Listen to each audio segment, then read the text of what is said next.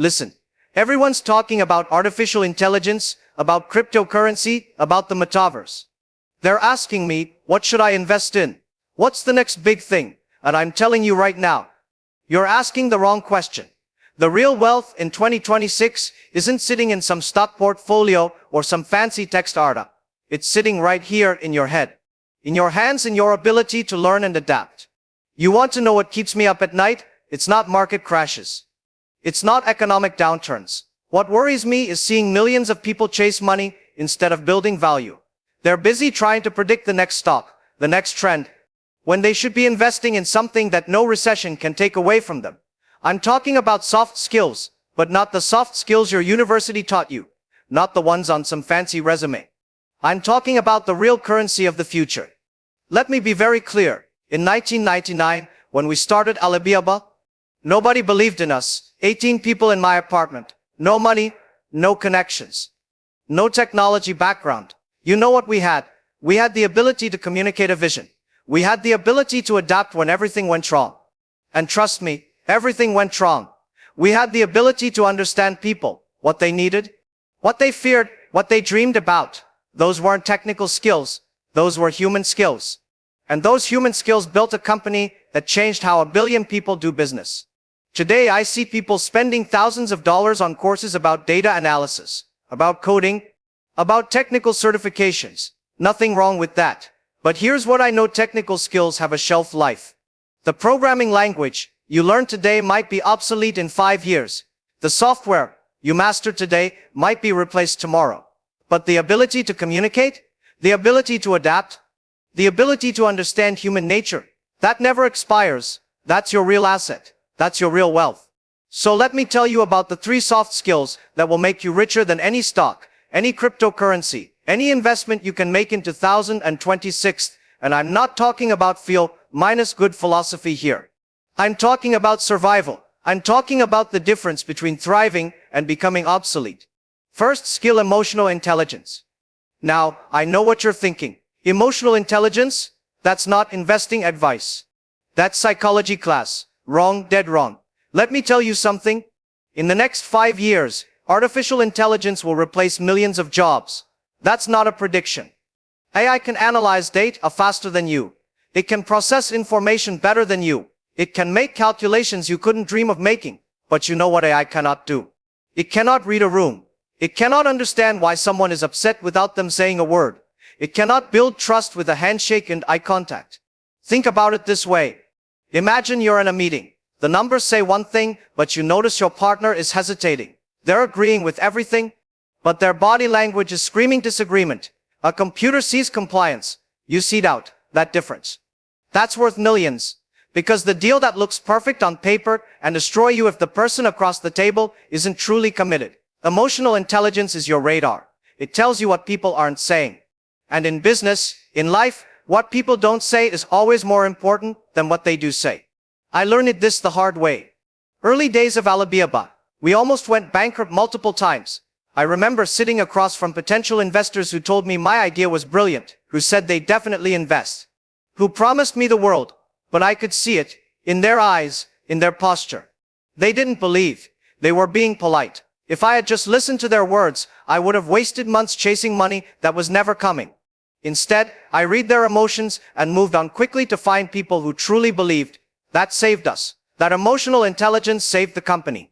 Here's the truth. You can have the best product in the world, the best service, the best idea. But if you can't sense what people truly feel, if you can't respond to their real concerns, not just their stated concerns, you'll fail. Every successful negotiation I've ever done, every major partnership, every crisis we've navigated, it came down to understanding emotions. Understanding fear, understanding hope, understanding pride, understanding when someone says yes but means no. Understanding when someone says no but means maybe. And let me tell you something else. Emotional intelligence isn't just about reading others. It's about managing yourself. In 2026, the world is moving faster than ever. Information overload, constant change. Pressure from every direction. The people who succeed won't be the ones with the highest IQ. They'll be the ones who can stay calm when everything is chaos. They'll be the ones who can make clear decisions when they're scared, when they're angry, when they're overwhelmed. Your ability to manage your own emotions, to stay steady when the storm hits. That's leadership. That's what separates winners from losers. I'm not telling you to be some robot without feelings. I'm telling you to master your feelings so they work for you, not against you.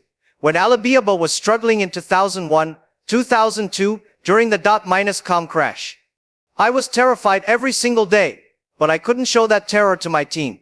I had to transform that fear into determination. I had to use it as fuel, not let it become poison. That's emotional intelligence, taking the raw emotion and channeling it into productive action. Anyone can panic. Anyone can give up. The question is, can you feel the panic and still move forward?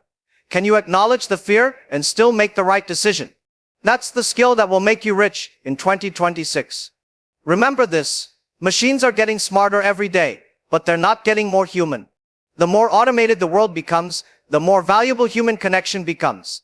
The person who can make others feel understood, who can inspire trust, who can navigate complex human dynamics, that person will always have opportunities. Always. Because at the end of the day, business is about people. Investment is about people. Success is about people. And understanding people, that's emotional intelligence. Second skill, adaptive learning. Now pay attention here, because this is where most people completely miss the point. They think learning means going back to school, getting another degree, taking more courses. No. I'm talking about something completely different. I'm talking about the ability to unlearn and relearn constantly. The ability to throw away what you know and start fresh. The ability to see that your expertise has become your prison and break free from it. Let me paint you a picture. You know why big companies fail? It's not because they're stupid. It's not because they don't have money or resources. They fail because they're experts. They're so good at what they do, so comfortable with how they do it, that they cannot see when the world has changed. They cannot adapt because adaptation means admitting everything they mastered is now worthless. And that's painful. That's terrifying. So they double down on old methods, old thinking, old strategies. And they die. Look at Kodak. Brilliant company. They actually invented the digital camera. But they couldn't adapt because their whole identity, their whole expertise was in film. Adapting meant killing their core business. So they chose to protect what they knew instead of embracing what they didn't know. And they vanished. Nokia, BlackBerry, Blockbuster. The same story over and over. Expertise became their cage. Now look at what's happening in 2026. The skills you learned 5 years ago. Many are already outdated. The strategies that worked in 2020, they don't work anymore. The market has changed. Technology has changed. Consumer behavior has changed. Everything is different. So the question isn't what do you know? The question is, can you let go of what you know? Can you be a beginner again? Can you admit that you're wrong and start over? I'll tell you something. At Alibaba, we made mistakes constantly. Big mistakes. Expensive mistakes. But we survived because we were never married to our ideas. When something didn't work, we killed it fast. When the market told us we were wrong, we listened. When technology shifted, we shifted.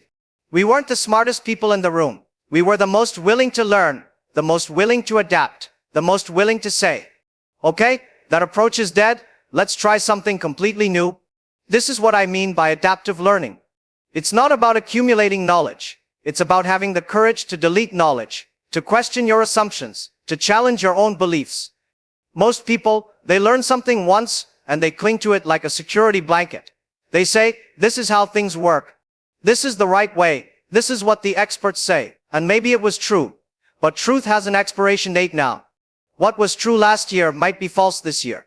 The person who cannot adapt to new truth will be left behind. Think about your career right now, your job, your skills.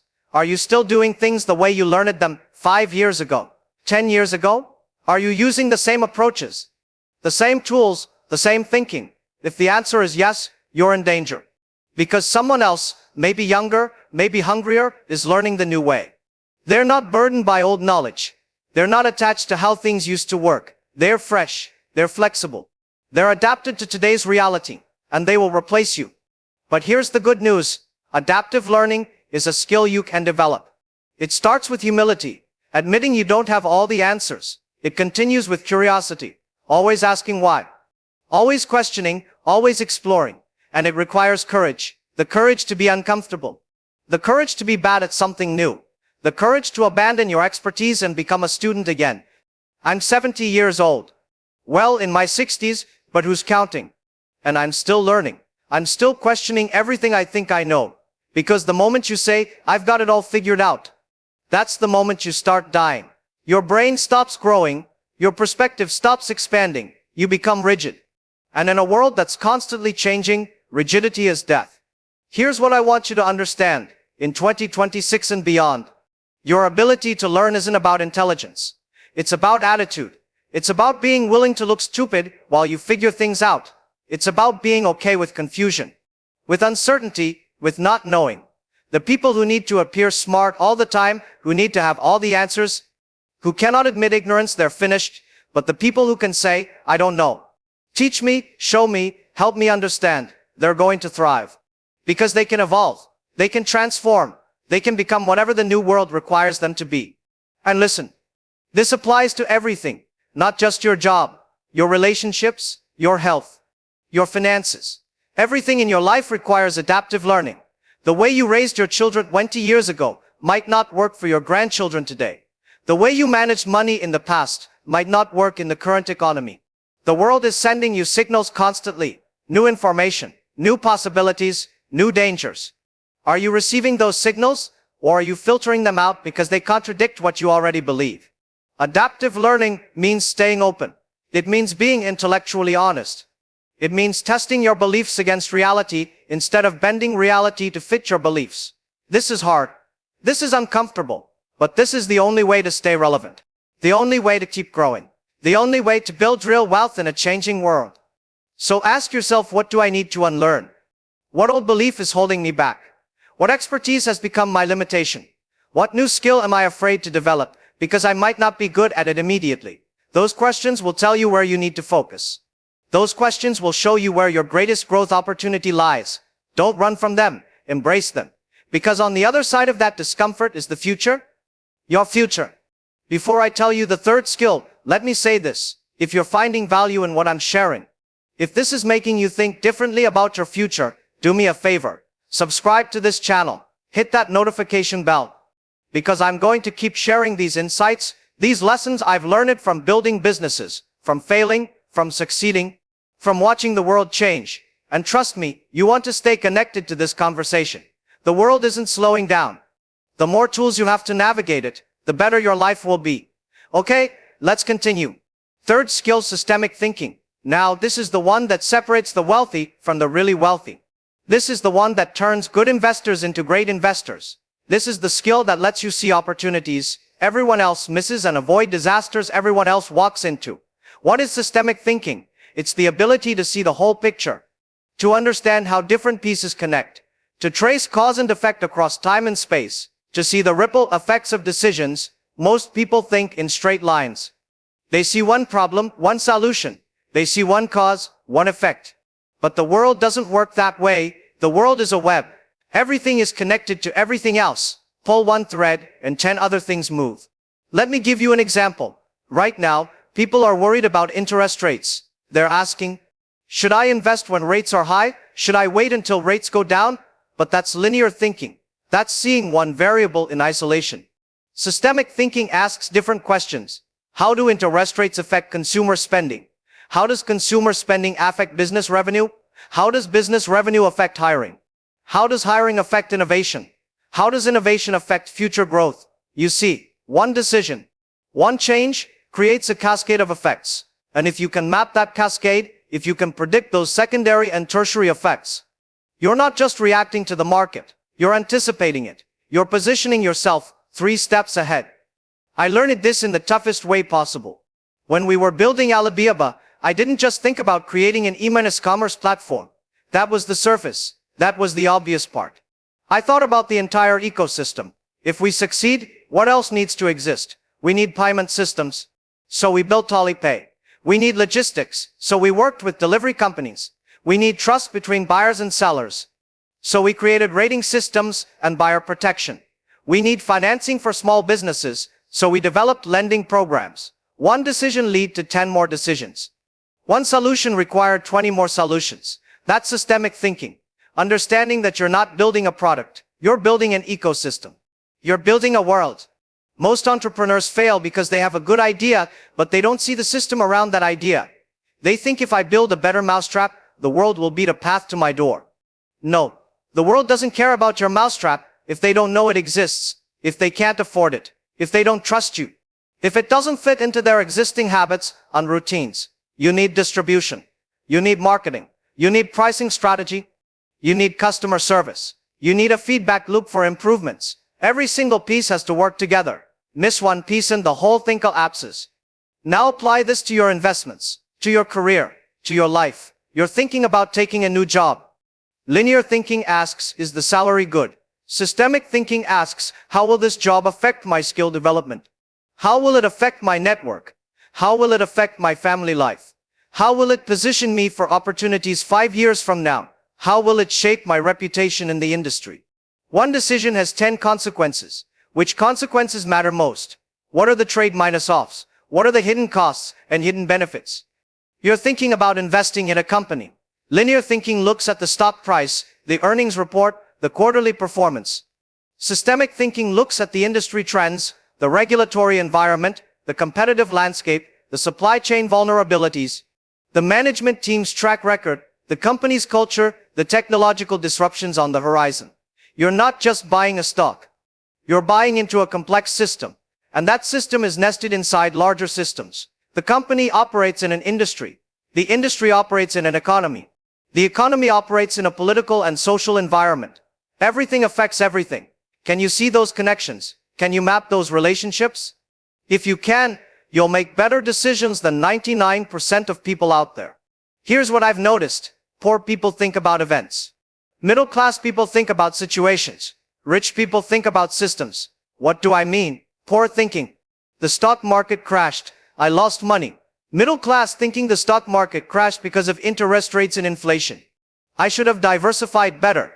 Rich thinking the stock market crashed because of a complex interaction between monetary policy, geopolitical tensions, supply chain disruptions, and investor psychology. I saw early warning signs 6 months ago in credit markets and commodities, so I repositioned my portfolio. I not only protected myself, but I'm ready to capitalize on the recovery because I understand the system. You see the difference? One level reacts. Another level analyzes. The highest level anticipates. Systemic thinking gives you anticipation. It gives you foresight. Not because you're smarter than everyone else, but because you're seeing more of the picture. You're tracking more variables. You're understanding more connections. And here's the beautiful part. Once you develop systemic thinking, you can apply it everywhere. To your health. Your body is a system. What you eat affects your energy, which affects your productivity, which affects your earnings, which affects your stress, which affects your sleep, which affects your health again. It's a loop. Everything feeds back into everything else. Understanding that loop lets you intervene at the right points for maximum impact. To your relationships, your family is a system. Your behavior affects your partner's mood, which affects how they treat the children, which affects the children's behavior, which affects the household atmosphere, which affects your mood, which affects your behavior again. Another loop when something goes wrong. Systemic thinking doesn't ask who's to blame. It asks where is the system breaking down? What pattern keeps repeating? What intervention will shift the whole dynamic? This is powerful. This is transformative. Because most people are trapped in reactive mode. Something happens. They respond. Another thing happens. They respond again. They're always playing defense. They're always one step behind. But when you think systemically, you move from reactive to proactive. You don't just respond to problems. You redesign systems so problems don't occur. You don't just chase opportunities. You create conditions where opportunities naturally emerge. Let me be very direct with you. In 2026, the world is more complex than it's ever been, more interconnected, more unpredictable. The old playbook doesn't work anymore. The simple strategies don't work anymore. You cannot succeed by doing one thing well. You need to understand how that one thing fits into a larger pattern. You need to see the second minus order effects, the third minus order effects. You need to think in systems, not in silos. And I'm telling you, most people cannot do this. Most people's brains aren't trained for it. They were educated in a system that taught isolated subjects, math separate from history, science separate from art, business separate from ethics. Everything in neat little boxes. But reality doesn't come in boxes. Reality is messy. Reality is interconnected. Reality is systemic. The person who can hold that complexity, who can see those connections, who can think across boundaries. That person has a superpower. So how do you develop systemic thinking? Start by asking better questions. Don't just ask what happened. Ask why did it happen? What caused the cause? What else was affected? What will happen next? What are the unintended consequences? Follow the chain. Trace the connections. Second, study different fields. Read widely. Learn about history, psychology, economics, technology, biology, because patterns repeat across domains. The way an ecosystem works is similar to how a market works, is similar to how an organization works. When you see those parallels, you start thinking systemically. Third, look for feedback loops. Where does action A lead to result B, which leads back to more of action A? Those loops explain why some things grow exponentially and others stay stuck. They explain why rich get richer and poor get poorer. They explain why some companies dominate and others fade. Understanding feedback loops is understanding power. Let me tell you something. The wealthiest people I know, the most successful investors, the greatest entrepreneurs, they all think systemically. They might not call it that. They might not have studied systems theory, but intuitively, they see the whole board. They're playing chess while everyone else is playing checkers. They're thinking 5 moves ahead because they understand how each move affects the entire position. That's not magic. That's systemic thinking, and you can learn it. You can develop it. You can make it your competitive advantage. So now you know the 3 skills. Emotional intelligence, adaptive learning, systemic thinking. These aren't soft skills in the traditional sense. These are survival skills. These are wealth menace building skills. These are the skills that will determine who thrives and who struggles in the years ahead. You can ignore them and keep chasing the hot stock tip, the next cryptocurrency, the quick money scheme, or you can invest in yourself. Develop these capabilities. Build these muscles. Become the kind of person who can navigate any environment, who can create value in any situation, who can turn uncertainty into opportunity. I started with 18 people and an idea. No special technology, no inside information, no wealthy family. What we had was these skills, the ability to understand people, the ability to learn and adapt faster than our competition, the ability to see systems and build ecosystems. Those skills built Alibaba. Those skills created wealth not just for me, but for millions of small business owners who used our platform. Those skills can build your future too. But here's what you need to understand. These skills aren't developed overnight. You don't take a weekend course and suddenly you're emotionally intelligent. You don't read one book and suddenly you think systemically. This is a long-term investment. This requires daily practice, daily effort, daily commitment. You need to put yourself in situations where you're reading people, where you're learning new things, where you're analyzing complex problems. You need to make mistakes and learn from them. You need to stay humble and stay hungry. The good news, every day is an opportunity. Every conversation is a chance to practice emotional intelligence. Every challenge is a chance to practice adaptive learning. Every decision is a chance to practice systemic thinking. You don't need special circumstances. You don't need perfect conditions. You just need awareness and intention. You need to wake up each day and say, today I'm going to get a little bit better at understanding people. Today I'm going to learn something that challenges my existing beliefs. Today I'm going to look at this problem from multiple angles and see the connections I missed before. That's it. That's the formula. Small improvements compounded over time create extraordinary results. You've heard of compound interest in finance, right? Your money grows not just from your initial investment, but from the returns on your returns. The same principle applies to skills. Your abilities compound. Each insight builds on the previous insight. Each experience deepens your understanding. Each challenge strengthens your capabilities. Over months and years, the person who commits to developing these 3 skills becomes unrecognizable from who they were. They see what others miss. They connect what others can't connect. They adapt while others stay rigid. And they create value. Real lasting value in a world that desperately needs people who can do these things. Now, I know some of you are thinking, this sounds good, but it's not practical. I need to make money now. I need to pay my bills now. I don't have time for long-term skill development. I understand that pressure. I've been there. But let me tell you something. The fastest way to make money is to become valuable. And the way to become valuable is to develop skills that are rare and essential. Everyone can learn technical skills. Anyone can follow a tutorial. Everyone can get certified in something. But very few people invest in becoming emotionally intelligent. Very few people commit continuous adaptive learning. Very few people develop genuine systemic thinking. That's why these skills are valuable. That's why they create wealth, not because they're complicated, but because they're uncommon. And here's the truth that nobody wants to hear. The reason people stay stuck financially, professionally, is not because they lack opportunities. Opportunities are everywhere in 2026. There's more access to information, more tools, more connections than ever in human history. The reason people stay stuck is because they lack the capabilities to seize opportunities. They see an opportunity, but they can't read the people involved, so they get scammed or partnered with the wrong person. They see an opportunity, but they're stuck in old thinking, so they can't adapt their approach to the new context. They see an opportunity, but they only understand one small piece. They miss the systemic complications, so they fail in execution. The opportunity isn't the problem. Your capability is the question. And if you invest in these 3 skills, you transform your capability. Suddenly opportunities you couldn't see before become visible. Situations you couldn't navigate before become manageable. Problems you couldn't solve before become solvable. You're not a different person in terms of raw intelligence. You're the same person with upgraded software, better operating system, more sophisticated tools, and that upgrade pays dividends forever. Because unlike money, which can be lost, unlike jobs, which can disappear, unlike investments, which can fail, skills stay with you. They're portable. They're permanent. They appreciate instead of depreciate. So my message to you is simple. Stop looking outside yourself for wealth. Stop searching for the perfect investment, the perfect job, the perfect opportunity. Start investing in yourself. Start building the capabilities that make you valuable in any market, any economy, any situation. Develop emotional intelligence so you can navigate human complexity.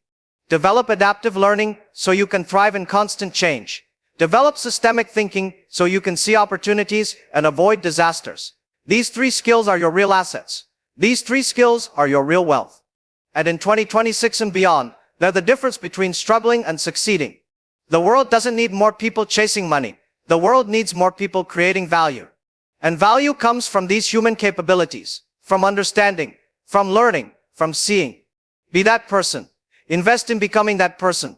And I promise you, the money, the success, the opportunities, they'll follow. Because value always attracts reward. Always. That's not philosophy. That's economics. That's reality.